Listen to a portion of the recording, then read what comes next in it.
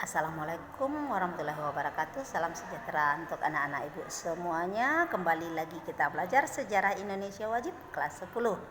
Sebelum belajar, marilah kita berdoa menurut agama kita masing-masing. Bismillahirrahmanirrahim. Pada pertemuan sebelumnya kita sudah mengupas tentang bagaimana lahirnya agama Hindu di India. Sekarang kita akan mengupas tentang bagaimana lahirnya agama Buddha di India, ya nak ya, serta bagaimana proses masuknya agama Hindu Buddha ke Indonesia. Oke, kita lanjut. Agama Buddha lahir di India karena adanya rasa atau perasaan tidak pernah tentram, tidak pernah bahagia oleh seorang putra mahkota yang lahir di istana yang mewah dengan hidup yang serba berkecukupan dan segala macamnya, nak, tetapi dia tidak pernah merasakan apa itu bahagia.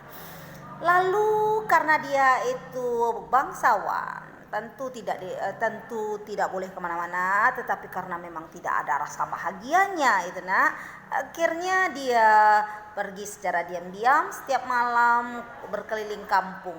Dan pada saat dia berkeliling kampung itu, dia melihat masyarakat di India, mereka bahkan tidak ada yang akan mereka makan, tidak berpakaian dan segala macam, tetapi dia masih bisa tersenyum, masih bisa bermain, dia masih bisa melakukan aktivitas apapun dengan penuh kebahagiaan. Maka seorang pangeran yang saat itu kerajaannya besar di Kapilawastu, dia berpikir bagaimana caranya supaya dia juga bisa bahagia. Nama pangeran ini adalah Siddhartha Gautama. Akhirnya Siddhartha Gautama ini memutuskan untuk keluar dari istananya,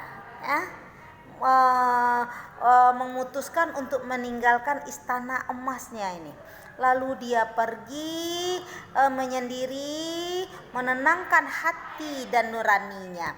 Dia bersemedi, sayang.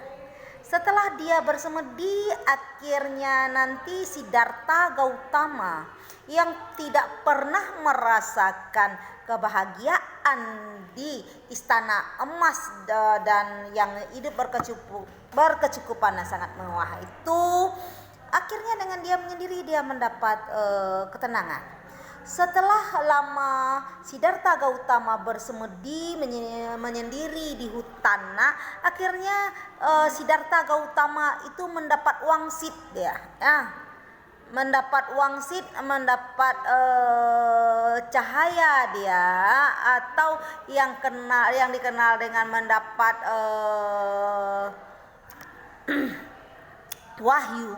Maka dia mendapat ketenangan dengan adanya wangsit yang didapat oleh Siddhartha Gautama ini. Maka dia mendapat pencerahan yang dikenal dengan istilah Buddhis. Apa itu Buddhis, anak ibu sekalian? Buddhis itu adalah wahyu yang dia merasa dia dapat wahyu dengan kehidupan sekarang ini, dia merasa tenang. Adapun hal-hal yang harus diterapkan oleh Siddhartha Gautama di dalam kehidupannya supaya dia memperoleh ketenangan itu, yaitu yang dikenal dengan istilah 8 samsara. 8 samsara itu menurut Siddhartha Gautama, dengan dijalankannya 8 ini, maka kita akan memperoleh ketenangan lahir dan batin, ketenangan pikiran. Apa saja itu yang 8 itu, Bu? Yang pertama yaitu mempunyai pandangan hidup yang benar. Kita mempunyai pandangan hidup yang benar, kita positive thinking, maka insya Allah hasilnya akan berakhir endingnya dengan baik. Yang kedua adalah harus memiliki niat yang benar.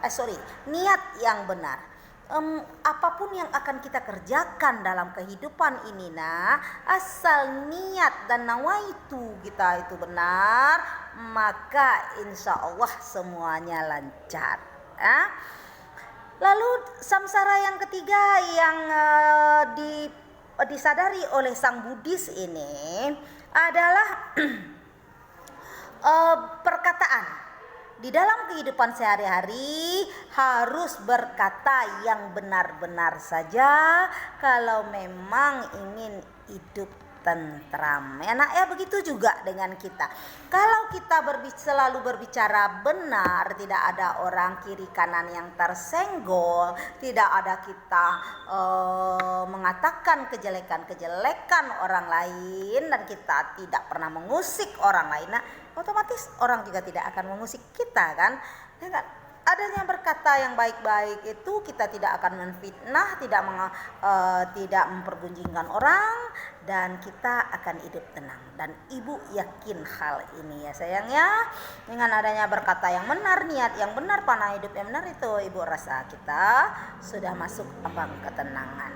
Lalu yang samsara keempat yaitu perbuatan. Kita sebagai umat manusia hidup di tengah-tengah masyarakat harus berbuat baik di antara sesama manusia, sesama makhluk hidup yang ada di lingkungan itu ya nak ya. Lalu yang kelima adalah penghidupan yang baik. Apa itu penghidupan yang baik nak? Yaitu kita untuk menghidupi keluarga kita, carilah pekerjaan yang benar-benar baik, yang tidak merugikan orang lain ya. Usaha yang baik benar dan tidak menipu dan segala macamnya. Dengan adanya penghidupan yang baik ini, dengan dari pekerjaan yang baik, insya Allah akan lahir anak-anak yang baik ya nak ya. Lalu setelah kita berusaha melakukan penghidupan pekerjaan dengan yang baik-baik nak, lalu kita harus melakukan usaha. Apalagi usahalah usaha yang baik-baik, usaha yang benar-benar, yang bisa membawa masyarakat lain, membantu teman-teman untuk dapat memperoleh pekerjaan, bisa mempertahankan kehidupannya. Lalu yang ketujuh adalah perhatian. Kita manusia mempunyai perhatian yang baik, yaitu bagaimana mencintai sesama, saling menghormati, saling menghargai, dan tidak pernah menganggap orang lain lebih kecil dari kita, tetapi kita sama di atas, di depan mata Sang Khalik. Tidak ada beda manusia. Manusia dibedakan oleh Tuhan sesuai dengan amal dan perbuatannya. Nah, Tuhan saja tidak pernah membedakan umatnya, apalagi kita manusia. Yuk sayang, ibu ajak kalian untuk saling menghargai, saling menghormati sesama. Ya nak ya. Lalu samsara yang kedelapan, yaitu harus bersemedi yang benar.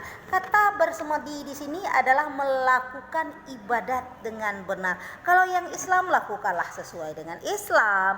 Yang Katolik, lakukanlah dengan sesuai ajaran Katolik. Buddha dengan porsi Buddhanya pula. Hindu dengan porsinya Hindu. Yang penting menurut Sang Buddhis, untuk mencapai kebahagiaan di bumi dan di nirwana harus mencapai melalui 8 samsara.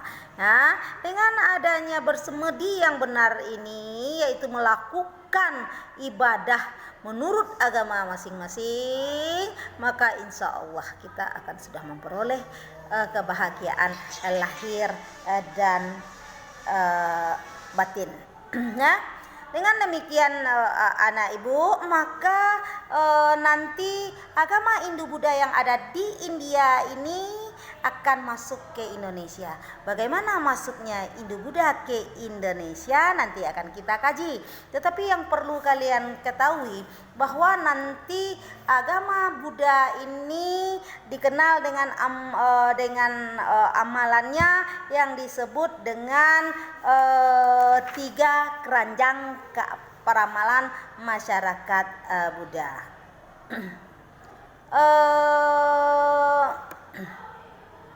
Agama Buddha nanti diatur dan diatur kehidupannya sesuai dengan ajaran agama Buddha yang berpegang teguh kepada kitab agama Buddha yang disebut dengan Tripitaka. Tripitaka itu adalah kitab suci agama Buddha yang memang harus dipahami oleh masyarakat Buddha.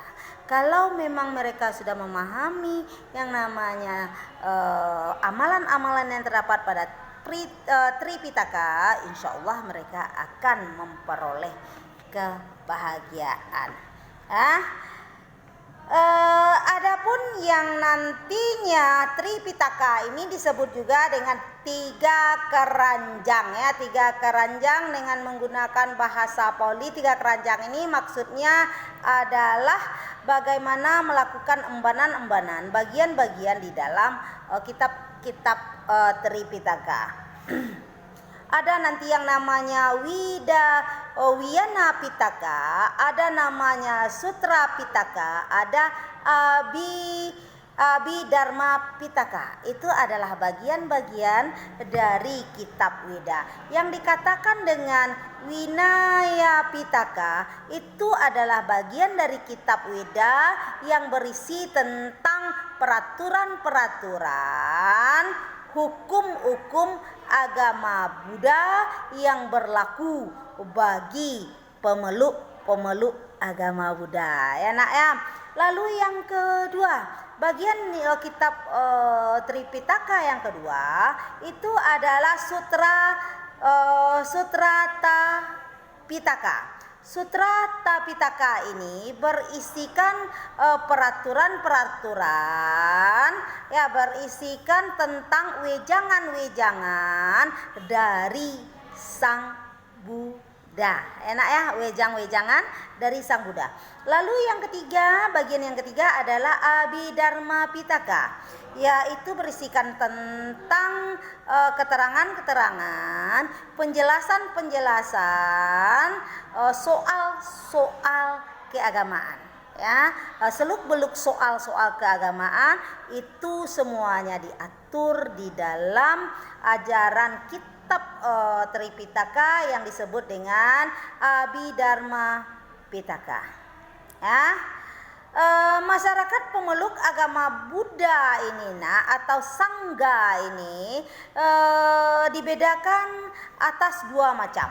Yang pertama yaitu Sangha yang tetap tinggal sebagai anggota masyarakat yang disebut dengan Upataka, artinya adalah laki-laki.